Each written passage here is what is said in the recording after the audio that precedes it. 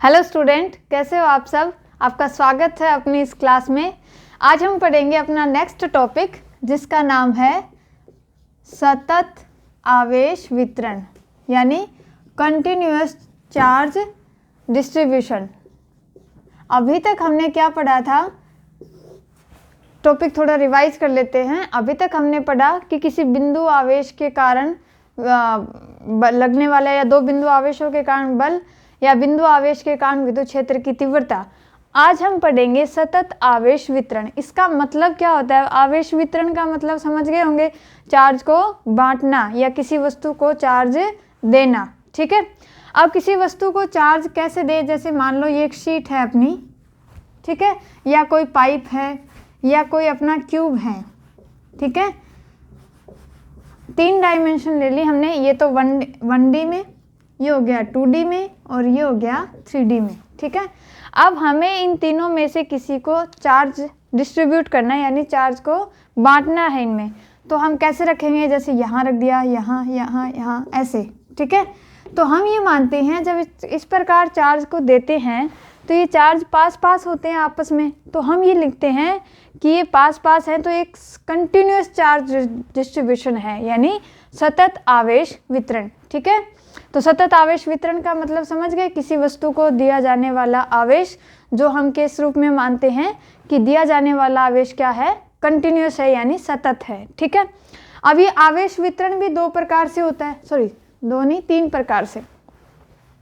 जैसे हमने यहाँ देखा कि एक रेखा के अनुदिश एक वायर को दिया जाने वाला आवेश या किसी सीट को दिया जाने वाला आवेश या कोई क्यूब है यानी 1D में, 2D में और 3D में। तो हम इन तीनों की बात कर लेते हैं पहले। तो आवेश वितरण 3 प्रकार से होता है यानी किसी वस्तु को 3 प्रकार से आवेश दिया जा सकता है। नंबर 1 जिसको हम कहेंगे रेखीय आवेश वितरण, आवेश वितरण। दूसरा होगा पृष्ठीय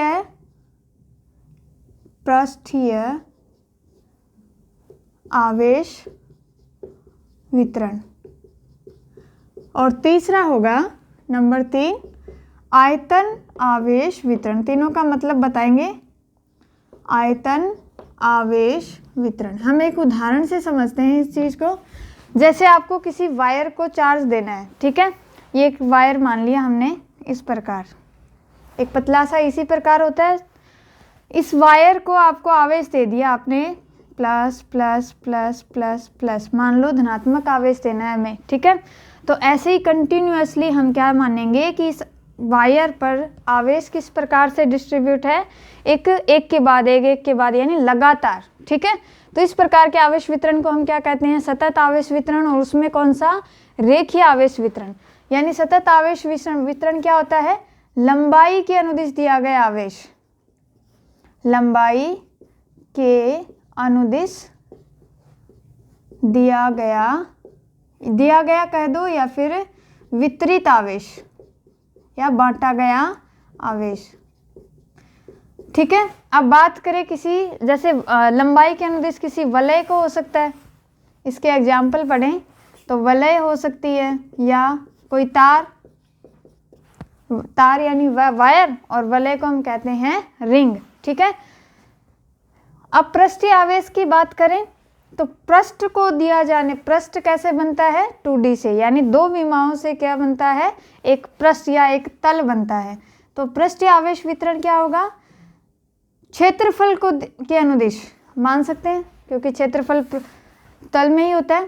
तो या हम कहें पृष्ठ को वितरित किया गया वितरित आवेश, जो किस में होता है, 2 डायमेंशन में। ये किस में होता है, 1D में। ठीक है, अब बात करें आयतन आवेश की, किसी आयतन के अनुदिश, आयतन किसका होता है, 3 डायमेंशन कोई वस्तु है, त्रिविमीय कोई वस्तु है, उसको दिया जाने वाला आवेश। त्रिविमीय वस्तुओं में वितरित आवेश। ठीक है, ये किस में होता है, 3D में। जैसे इसका कोई एग्जाम्पल, ये एग्जाम्पल हो गया इसका कोई चकती, या कोई शीट या आयताकार कोई आयताकार तल या कोई आयताकार पृष्ठ या वर्गाकार पृष्ठ, कोई भी, ठीक है। और आयतन आवेश वितरण का हो गया किसी क्यूब को दिया जाने वाला, जो घनाकार आकृति हो, जैसे घनाभ आकार आकृति हो, ऐसी कोई वस्तु हो, ठीक है। अब इनको हमने आवेश दे दिया 3 प्रकार से, रेखीय आवेश वितरण, पृष्ठीय आवेश और आयतन आवेश वितरण। अब आपको इनकी आवेश वितरण की वजह से हमें निकालनी है विद्युत क्षेत्र की तीव्रता। तो सबसे पहले हम पढ़े रेखीय आवेश वितरण के कारण किसी बिंदु पर विद्युत क्षेत्र की तीव्रता। अब जैसे इसका कोई एग्जाम्पल, एक तार ले लिया हमने इस प्रकार, इस तार को आपने धनात्मक आवेश दे दिया, तो आवेश वितरण में तो हम क्या करेंगे, बहुत सारा आवेश देंगे। इस प्रकार आपने इसको आवेश दे दिया। अब इससे r दूरी पर, ये r दूरी मान ली और कोई बिंदु P स्थित है, यहाँ आपको इस आवेश वितरण के कारण या इस चार्ज डिस्ट्रीब्यूशन के कारण विद्युत क्षेत्र की तीव्रता निकालनी है। अभी तक हम क्या करते आए थे कि बिंदु आवेश के कारण विद्युत क्षेत्र की तीव्रता निकाल रहे थे।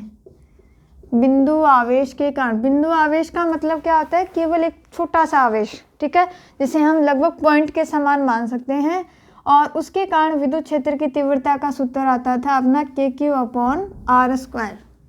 अभी तक हमने ये पढ़ा है।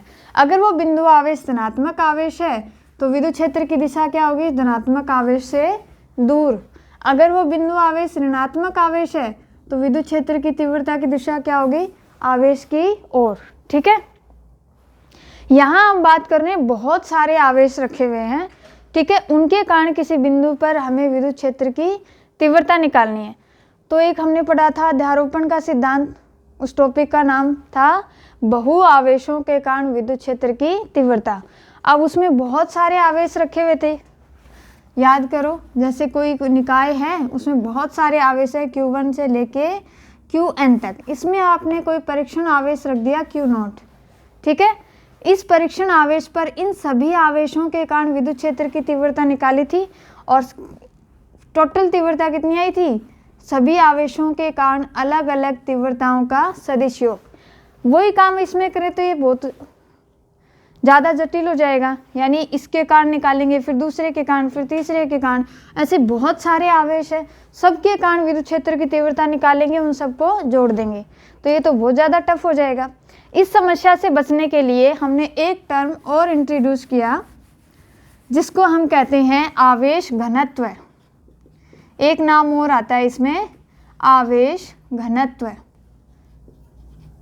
ठीक है। क्यों ना हम मान लो टोटल चार्ज आपने कितना दिया, मान लो Q आवेश दिया इसने, ठीक है, हमने Q आवेश इस पूरे तार को दे दिया, तो इस पूरे तार पर यह आवेश किस प्रकार से बटा हुआ है उसको हम आवेश घनत्व के रूप में ले लें। घनत्व का मतलब क्या होता है, जैसे लंबाई है, तार की लंबाई L मान ली, L लंबाई पर टोटल चार्ज है Q, तो एकांक लंबाई पर कितना होगा, यानी पर मीटर लंबाई में या पर मीटर लेंथ में उपस्थित आवेश की मात्रा क्या कहलाती है, आवेश घनत्व। ये तो हो गया रेखीय आवेश वितरण में।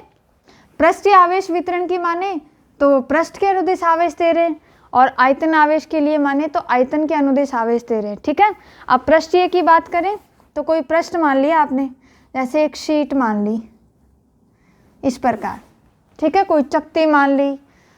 अब इसके कारण आपको किसी बिंदु पर विद्युत क्षेत्र की तीव्रता निकालनी है। कोई बिंदु मान लिया, यहाँ मान लो, इसके कारण विद्युत क्षेत्र की तीव्रता यही से r दूरी पर कोई तीव्रता निकालनी है। तो इस समस्या से बचने के लिए हम क्या करें, कोई भी एक पृष्ठ मान ले इस प्रकार, जिसकी आकृति कुछ भी हो सकती है, इसका क्षेत्रफल मान लो s है, ठीक है, और इसे r दूरी पर कोई बिंदु P स्थित है, इसके केंद्र से r दूरी पर कोई बिंदु P है जहाँ पर आपको विद्युत क्षेत्र की तीव्रता निकालनी है। ऐसे ही क्या होगा, आयतन आवेश वितरण में कोई घनाकार आकृति इस प्रकार, और इसके केंद्र से किसी दूरी r पर बिंदु P स्थित है जहां आपको विद्युत क्षेत्र की तीव्रता निकालनी है, ठीक है। तो सेम समस्या इनमें आएगी, सेम इसमें आएगी। तो इस समस्या से बचने के लिए हमने क्या कहा, आवेश घनत्व को परिभाषित किया। आवेश घनत्व 3 टाइप का, क्योंकि आवेश वितरण भी आपका 3 टाइप का होता है, ठीक है। तो रेखीय आवेश वितरण में क्या होगा, रेखीय आवेश घनत्व, यानी लंबाई के अनुदिश आप कोई आवेश दे रहे हो, चार्ज वितरित कर रहे हो, ठीक है, तो उस पूरी लंबाई की या पूरे वायर पर जो आप तार दे रहे हो, पूरे वायर पर आप चार्ज बांट रहे हो, तो उस पूरे वायर पर आवेश घनत्व कितना, कौन सा होगा, रेखीय आवेश घनत्व। अब ये हम मान लिया हमने कोई तार जिस पर आपने प्लस आवेश दिया, इसकी टोटल लंबाई आप मान लो L, मान लो इसको चार्ज दिया आपने Q, तो आवेश रेखीय आवेश घनत्व को हम कहते हैं लैम्डा से प्रदर्शित करते हैं। तो लैम्डा इक्वल टू, इसकी परिभाषा होती है प्रति एकांक लंबाई में उपस्थित आवेश की मात्रा क्या कहलाती है, रेखीय आवेश घनत्व, आवेश बटा कुल लंबाई, ठीक है, यानी लैम्डा बराबर Q अपॉन L। यहाँ इसकी विमा देखें, मात्रक क्या होगा, ऊपर क्या है चार्ज यानी कुलाम, नीचे क्या है मीटर, कुलाम प्रति मीटर, इसका मात्रक क्या हो जाएगा, कुलाम प्रति मीटर। अब बात करें पृष्ठीय आवेश वितरण की, आपने चार्ज दे दिया, इस पृष्ठीय यानी क्षेत्रफल के अनुदिश आपने आवेश को विभाजित कर दिया, बांट दिया, ठीक है।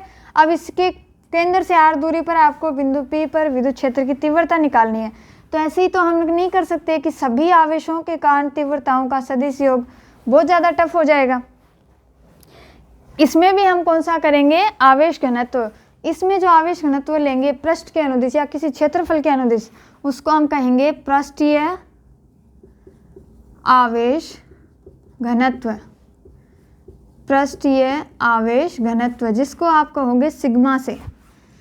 इसका मतलब होता है पृष्ठीय आवेश घनत्व का मतलब एकांक क्षेत्रफल में उपस्थित आवेश की मात्रा क्या कहलाती है, पृष्ठीय आवेश घनत्व। क्षेत्रफल आवेश बटा क्षेत्रफल, ये क्या हो जाएगा, पृष्ठ आवेश घनत्व सिग्मा, जिसका मात्रक क्या होगा, कूलाम प्रति मीटर स्क्वायर। अब बात करें आयतन आवेश वितरण में, इसमें भी हम क्या करेंगे, एकांक आयतन में उपस्थित आवेश की मात्रा क्या हो जाएगी, आयतन आवेश घनत्व, आवेश घनत्व, जिसे हम रो से प्रदर्शित करते हैं। रो इक्वल टू हो जाएगा आवेश अपॉन आयतन, इसका मात्रक क्या हो जाएगा, कूलाम प्रति मीटर स्क्वायर, मीटर क्यूब, ठीक है। तो 3 प्रकार के आवेश वितरण हमने पढ़े, और तीनों प्रकार के आवेश वितरण में हमने देखा आवेश घनत्व क्या होता है, इसमें लैम्डा रेखीय आवेश घनत्व, Q बटा L पृष्ठीय आवेश घनत्व, Q बटा A, और आयतन आवेश घनत्व जिसे हम रो से प्रदर्शित करते हैं, Q बटा V। अब अपने टॉपिक पर आते हैं कि इस आवेश वितरण के कारण हमें निकालनी है विद्युत क्षेत्र की तीव्रता, के कारण विद्युत क्षेत्र की तीव्रता, इलेक्ट्रिक फील्ड निकालना है हमें।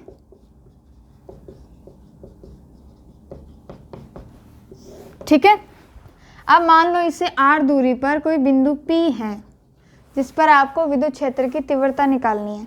सबसे पहला काम क्या होगा, इसका आवेश घनत्व लिखो, आवेश घनत्व होगा lambda equal to Q upon L पूरी तार का, और आवेश घनत्व पूरी तार का सेम रहता है। ठीक है, अब बात करें कि इस पर विद्युत क्षेत्र की तीव्रता कैसे निकालेंगे, क्योंकि हमें तो जो फॉर्मूला पता है वो पॉइंट चार्ज के लिए पता है, ये तो बहुत सारे आवेश हैं, पॉइंट चार्ज तो है नहीं इसमें। तो हम क्या करें, इसको एक छोटे से अल्पांश में विभाजित करें, छोटा सा टुकड़ा मान लिया इस वायर का, और उस छोटे से टुकड़े पर हमने मान लिया बहुत ही छोटा सा आवेश है जिसका मान कितना है dq, और इस छोटे से टुकड़े की जो लंबाई है, ये वाली लंबाई, इस लंबाई को हमने नाम दिया dl। ठीक है, यानी छोटी सी लंबाई dl में आवेश की मात्रा है dq। तो इसका आवेश घनत्व कितना हो गया, लैम्डा, क्योंकि लैम्डा ही रहेगा पूरे तार का आवेश घनत्व।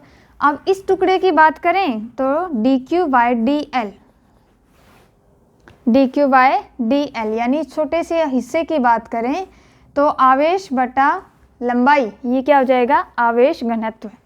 अब हम बात करें इस छोटे से आवेश के कारण बिंदु P पर तीव्रता, छोटी सी तीव्रता आएगी, छोटा सा इलेक्ट्रिक फील्ड dE, वो कितना आएगा, Q upon R square, Q कितना है यहाँ पे dQ अपॉन आर स्क्वायर, ये वाली दूरी आर स्क्वायर। ये तो छोटे से हमने हिस्सा माना, एक छोटे से अल्पांश में विभाजित कर लिया, उस छोटे से अल्पांश में जो चार्ज था dq, उसके कारण बिंदु P पर तीव्रता आई अपनी dE।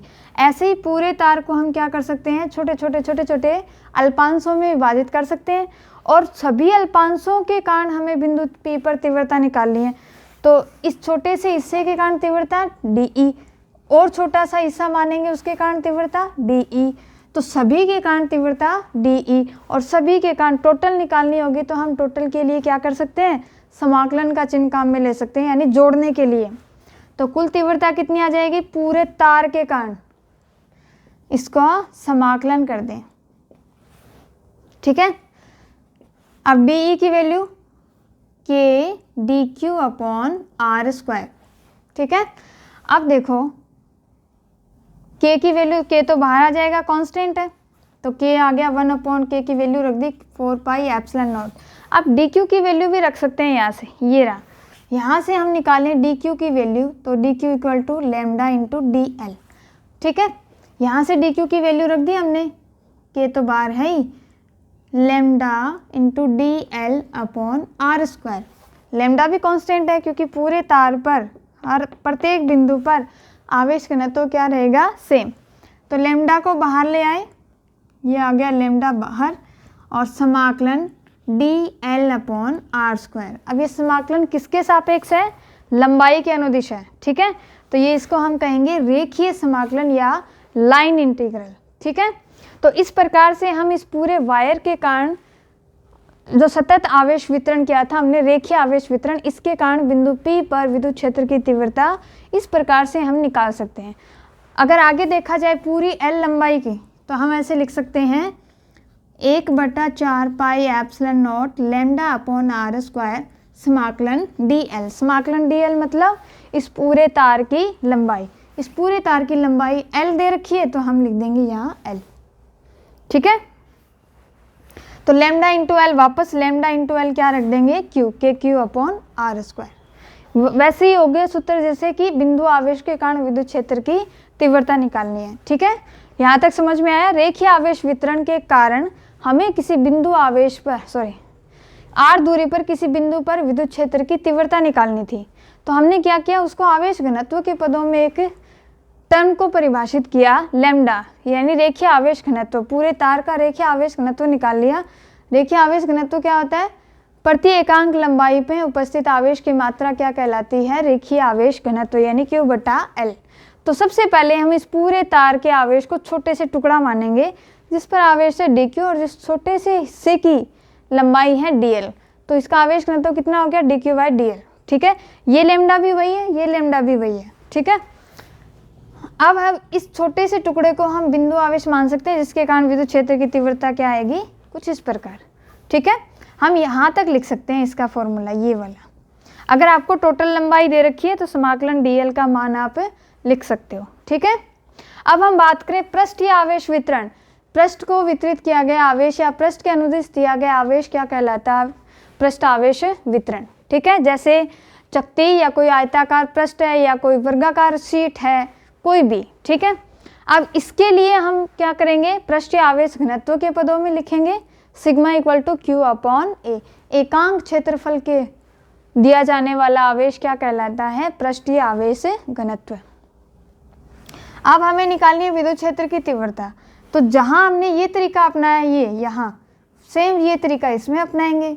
इसका एक छोटा सा अल्पांश हमने ले लिया, ये जिसका क्षेत्रफल है ds, ठीक है, और इस अल्पांश पर आवेश की मात्रा है dq। तो इस छोटे से टुकड़े का आवेश घनत्व कितना हो गया, dq/ds। अब इस छोटे से टुकड़े के कारण जिस पर आवेश कितना है dq, जिसको हम बिंदु आवेश मान सकते हैं, इसके कारण बिंदु P पर विद्युत क्षेत्र की तीव्रता निकालनी है। तो छोटी सी तीव्रता आएगी dE, ये हो जाएगी k dq/r स्क्वायर, ठीक है। dq की वैल्यू रख सकते हैं हम यहाँ पे k सिग्मा ds/r स्क्वायर। ये तो छोटे से हिस्से के कारण यानी छोटे से अल्पांश के कारण।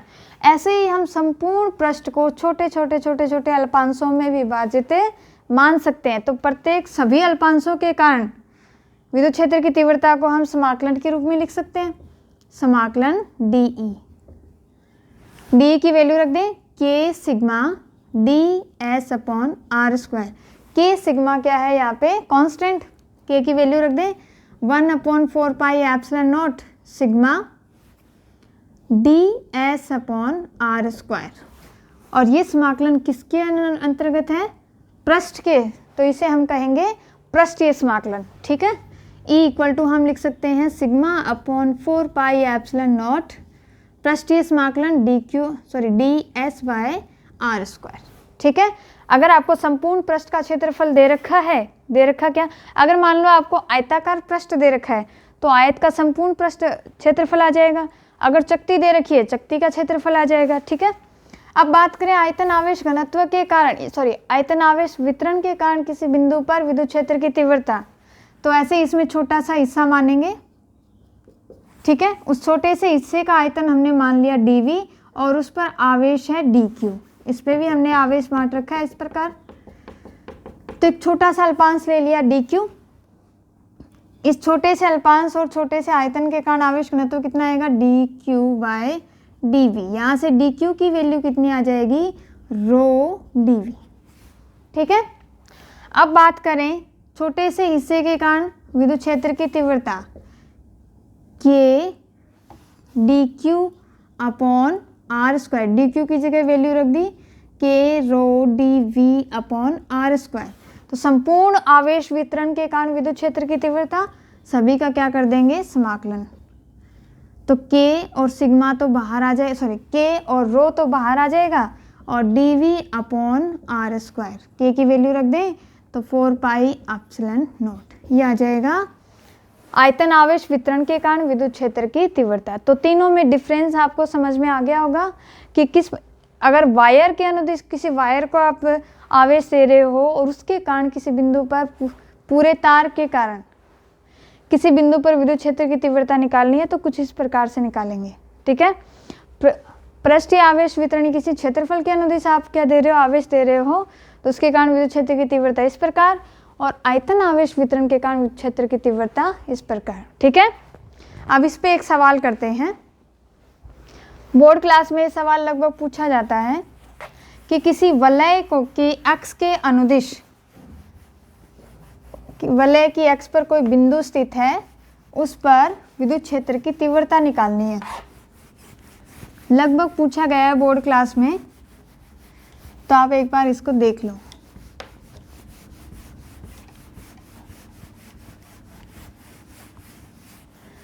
सवाल है, एक वलय दे रखी है, r त्रिज्या की एक वलय है। नहीं, अच्छे से नहीं बनी है ना, आप बना लेना अच्छे से। एक वलय ले ली हमने। ठीक है, अब इस पर आपने धनात्मक आवेश ऐसे डिस्ट्रीब्यूट कर दिया। तो वलय क्या होती है? रेखीय आवेश वितरण में ही पढ़ा था हमने इसका एग्जाम्पल। वलय कोई वायर है ना, एक वायर था जिस पर आपने आवेश वितरित किया संपूर्ण पृष्ठ पर। ठीक है, उसको आपने r ऐसे जोड़ दिया, वृत्ताकार वलय बना दी जिसकी त्रिज्या कितनी है? r। ये हमने ले लिया इसका केंद्र O और इसकी त्रिज्या कितनी मानी हमने? Capital R। इस वलय की अक्ष से ये होगी वलय और इसकी अक्ष क्या होगी? बीचों बीच इस प्रकार। इसके केंद्र से अक्ष पर कोई बिंदु P स्थित है जिसकी x दूरी पर। ठीक है, अब इस संपूर्ण वलय के कारण इस बिंदु P पर आपको विद्युत क्षेत्र की तीव्रता निकालनी है। कैसे निकालेंगे? वही तरीका, एक तो वो तरीका जो लंबा वाला कि सभी आवेशों के कारण तीव्रता निकालें और सभी को जोड़ दें, वो तो ज़्यादा टफ हो जाएगा। ठीक है, एक हमने अभी पढ़ा आवेश वितरण आवेश घनत्व के रूप में। ठीक है, कि सबसे पहले हमने क्या काम किया? एक छोटा सा टुकड़ा वहाँ काटा, तो इस पूरी वलय की लंबाई हमने मान ली L। ठीक है, L लंबाई का कोई वायर था, उसको वृत्ताकार मोड़ दिया जिसकी त्रिज्या कितनी है? R। तो लंबाई L क्या हो गई? उसकी संपूर्ण परिधि। तो आवेश घनत्व के रूप में लिखें तो आवेश घनत्व कितना हो गया? Lambda equal to Q upon L। प्रति एकांक लंबाई में उपस्थित आवेश की मात्रा क्या कहलाती है? आवेश, रेखीय आवेश घनत्व। अब ये L लंबाई कितनी है, इसकी परिधि के बराबर, परिधि कितनी होगी इसकी 2 पाई r, ये आ गई आपकी लैम्डा की वैल्यू। ठीक है, उसके बाद हमारा काम क्या था, एक छोटा सा अल्पांश मानना। इस पूरे आवेश को जो बांटा वितरित आवेश है इसको एक छोटे अल्पांशों में विभाजित कर लिया।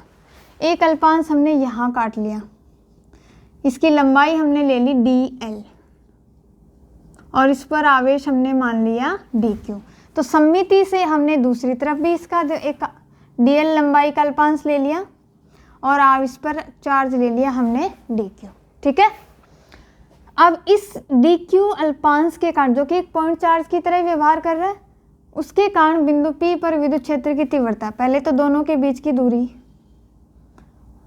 हमने ले ली स्मॉल r। ठीक है, पॉइंट चार्ज आपको दिख रहा है dq और dq से r दूरी पर कोई बिंदु P स्थित है जहाँ पर आपको विद्युत क्षेत्र की तीव्रता निकालनी है। धनात्मक आवेश है तो धनात्मक आवेश से इलेक्ट्रिक फील्ड की डायरेक्शन क्या होती है, आवेश से दूर, यानी ये क्या करेगा, इसको दूर भगाएगा। यहाँ पर कोई परीक्षण आवेश मानो, यहाँ ये पॉइंट चार्ज है dq। ठीक है, ये भी धनात्मक, ये भी धनात्मक, ये क्या करेगा, इसी लाइन के अनुदिश इसको दूर भगाएगा। तो दूर जाके कहाँ जाएगा, इस प्रकार, ये मान लो इसके कारण आ गई dE1। ठीक है, अब इस अल्पांश के कारण इधर ये मान लो dE2। ठीक है, ये इसकी अक्ष आ गई, मानो ये थीटा कोण बना रहा है, इससे ये भी थीटा कोण बना रहा है अक्ष से, तो ये भी कितना होगा थीटा, ये भी थीटा। अब हम क्या करेंगे, dE1 और dE2 को हम क्या कर लेंगे, घटकों में वियोजित कर देंगे। ठीक है, दो कंपोनेंट बना लेंगे इसके, ये तो हो गया इसका क्षैतिज घटक और ये हो गया इसका लंबवत घटक dE1 का। अब बात करें dE2 की, हम डायरेक्शन देख रहे हैं कि इस वलय के कारण बिंदु P पर विद्युत क्षेत्र की डायरेक्शन किस तरफ आएगी, यानी दिशा निकाल रहे हैं। तो dE1 के घटकों में बांटे तो ये आ गया इसका क्षैतिज घटक dE1 cos थीटा। ये ही क्षैतिज घटक क्यों लिया, जिस पर कोण बना हुआ है आधार, वो आधार वाला घटक कौन सा होता है, cos थीटा वाला। और ये हो गया इसका लंबवत घटक dE1 sin थीटा। अब बात करें dE2 की, तो आधार ये है इसका, इस पर कौन बना हुआ है थीटा, ये हो गया dE2 cos थीटा घटक और ये हो गया dE2 sin थीटा। ठीक है, इस प्रकार हमने इस अल्पांश के कारण विद्युत क्षेत्र की तीव्रता और इस अल्पांश के कारण विद्युत क्षेत्र की तीव्रता को हमने घटकों में बांट लिया। तो इस प्रकार से हमारे लंबवत घटक और ये हो गए क्षैतिज घटक। अब देखें कि dE1 और dE2 की वैल्यू, dE1 KQ/r², K और Q कितना है dQ/r²। ठीक है, ऐसे ही हम निकालें dE2 की वैल्यू, K आवेश कितना लिया हमने dQ और बीच की जो दूरी ली हमने r²। हमने देखा दोनों का मान जो परिमाण है वो क्या है, एक समान। तो यहाँ हम लिख सकते हैं dE1 का परिमाण बराबर है dE2 के परिमाण के, यानी कि इनकी जो वैल्यू है वो तो सेम है लेकिन डायरेक्शन अलग है। ठीक है, अब वैल्यू सेम है तो dE1 sin theta dE2 sin theta, इसको हम E लिख सकते हैं, E के बराबर लिख लें, dE के बराबर लिख लें हम, तो ये भी आ जाएगा dE1 2 अलग कर दें। ठीक है, तो जो लंबवत घटक हैं ये परिमाण में समान और दिशा में अलग होने के कारण, विपरीत होने के कारण आपस में निरस्त हो जाएंगे, और जो क्षैतिज घटक हैं वो एक ही दिशा में होने के कारण आपस में जुड़ जाएंगे। तो इन अल्पांशों के कारण विद्युत क्षेत्र की तीव्रता किस तरफ आई, x के अनुदिश बाहर की ओर। ठीक है, अगर धनात्मक आवेश है तो x के अनुदिश बाहर की ओर, ऋणात्मक होगा तो x के अनुदिश से अंदर की ओर। अब इसी प्रकार से हम और छोटे छोटे अल्पांशों में विभाजित कर सकते हैं, और दो अल्पांश लेंगे उनके कारण भी तीव्रता किस दिशा में आएगी, +x डायरेक्शन में, और छोटे अल्पांश लेंगे उनके कारण भी तीव्रता कितनी आएगी, +x डायरेक्शन में। यानी सभी अल्पांशों के कारण विद्युत क्षेत्र की तीव्रता किस दिशा में आई, प्लस एक्स डायरेक्शन में, ठीक है, डी ई कोस थीटा, यानी 36 घटक ही आएंगे इसमें, लंबवत घटक तो सबके क्या हो जाएंगे, कैंसिल हो जाएंगे। तो इस छोटे से अल्पांश के कारण हम माने कितनी आई, डी ई कोस थीटा, तो संपूर्ण वलय के कारण कितनी आ जाएगी, डी ई, संपूर्ण वलय के कारण विद्युत क्षेत्र की तीव्रता, विद्युत क्षेत्र की तीव्रता, ये तो हमने निकाली थी डायरेक्शन कि डायरेक्शन किस दिशा में आई, इसकी दिशा किस तरफ आई, प्लस एक्स डायरेक्शन में, प्लस एक्स के अनुदिश, प्लस एक्स के अनुदिश, ठीक है। अब हम निकालेंगे इसकी वैल्यू यानी इसका परिमाण, ठीक है। तो सभी के कारण इस तरफ आई है तो टोटल कितनी आ जाएगी, संपूर्ण वलय के कारण, इसका क्या कर देंगे हम, समाकलन कर देंगे, ठीक है। तो समाकलन डी ई की वैल्यू कितनी है, डी ई नहीं, ये आएगा क्योंकि एक अल्पांश के जोड़े के कारण कितना आया है, डी ई कोस थीटा, ऐसे सभी डी ई कोस थीटा इधर, सारे डी ई कोस थीटा आएंगे इधर, तो टोटल कितनी हो जाएगी इलेक्ट्रिक फील्ड, समाकलन डी ई कोस थीटा, ठीक है। अब डी ई की वैल्यू रख दो, डी ई की वैल्यू कितनी है, k D Q upon R square, ठीक है। बात करें कोस थीटा की, तो यहाँ से देखो ये वाला डायग्राम, ये 90 डिग्री, ये आधार हो गया जिस पर कोण बना हुआ है, ये कर्ण, और ये हो गया लंब, हमें निकालना है कोस थीटा। तो कोस थीटा कितना आ जाएगा, आधार बटा कर्ण, आधार कितना है x और कर्ण कितना है r, x upon r, x बटा r, ठीक है। अब इसका समाकलन करें, के तो बाहर ले लिया, के की वैल्यू रख दिया हमने 1/4 पाई एप्सिलॉन नॉट, समाकलन x upon R cube D Q, ठीक है।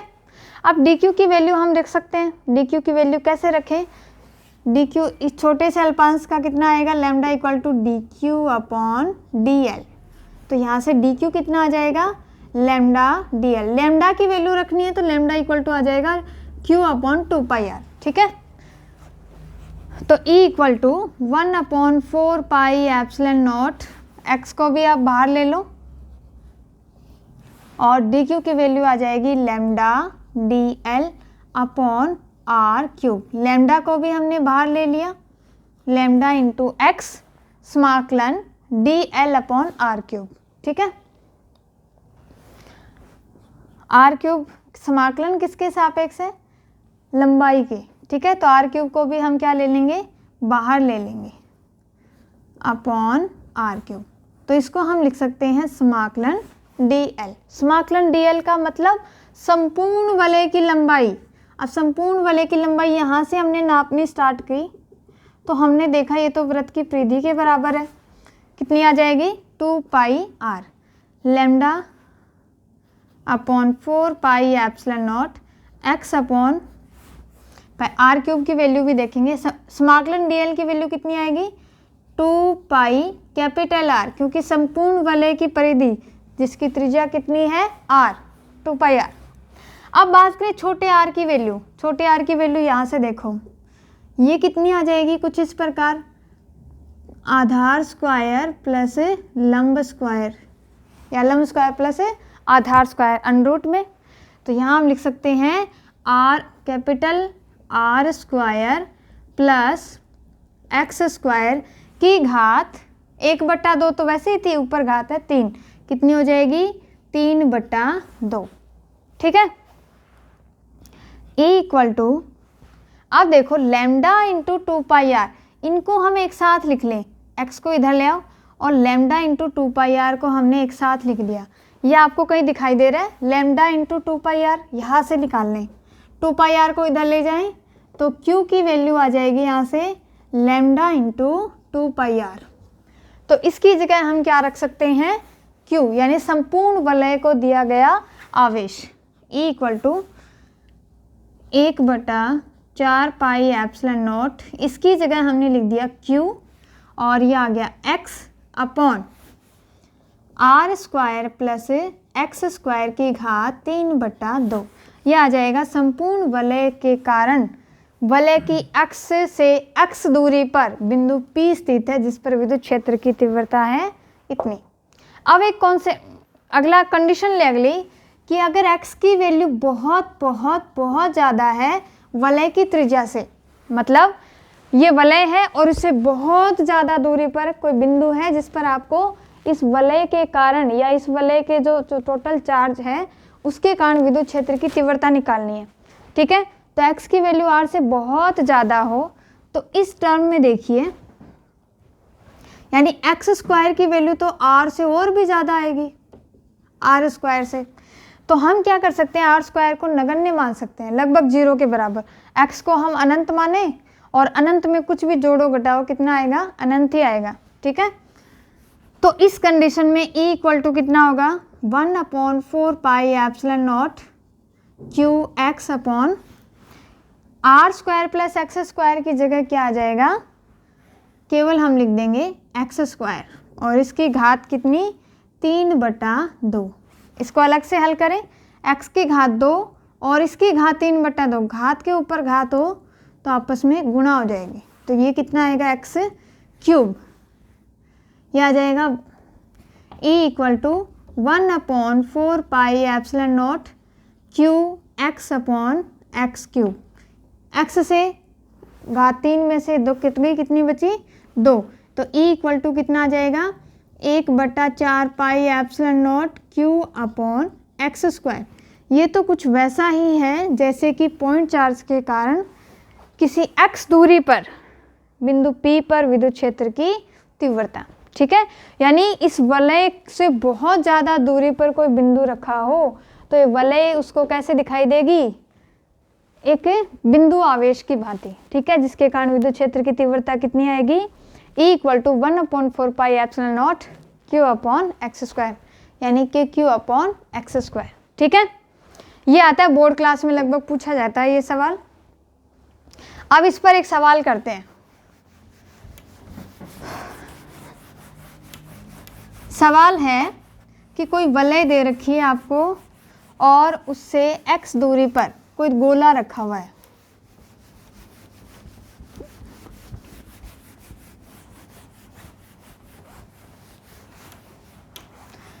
ये एक वलय रखी हुई है, ठीक है, r त्रिज्या की, वही वलय सेम, O इसका सेंटर हो गया और इससे अक्ष पर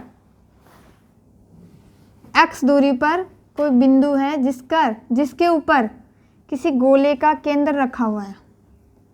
ये गोला मान लिया इस प्रकार, उसकी भी त्रिज्या कितनी है, r।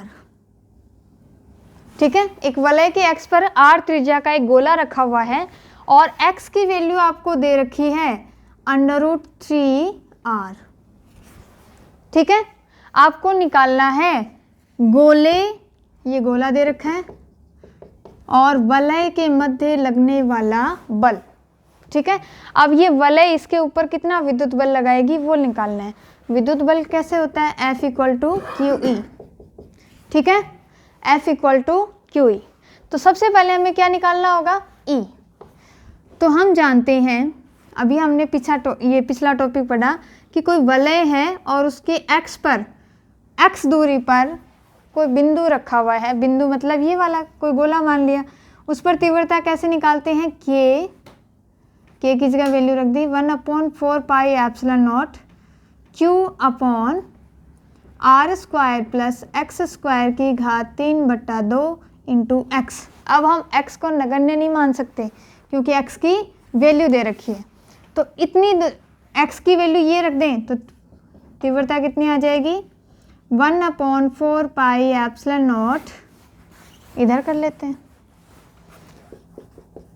1/4πε0 q और x की value √3r upon r² plus x² यानी √3r का होल स्क्वायर, कितना आ जाएगा, 3r²। की घात 3/2। तो E equal to √3 Q into R upon 4 pi epsilon naught, ये कितना आ जाएगा 4r² की घात 3/2। इसको हल करें, 4r² को हम लिख सकते हैं 2r², और उसकी 4r को हम क्या लिख सकते हैं 2r।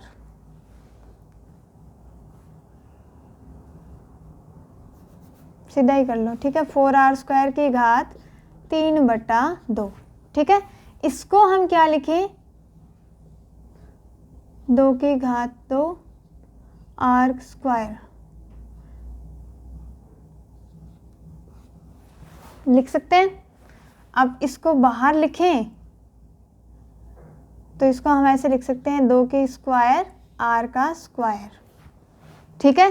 तो क्यों ना हम इसको ऐसे लिख लें 2r का स्क्वायर, उसकी घात 3/2।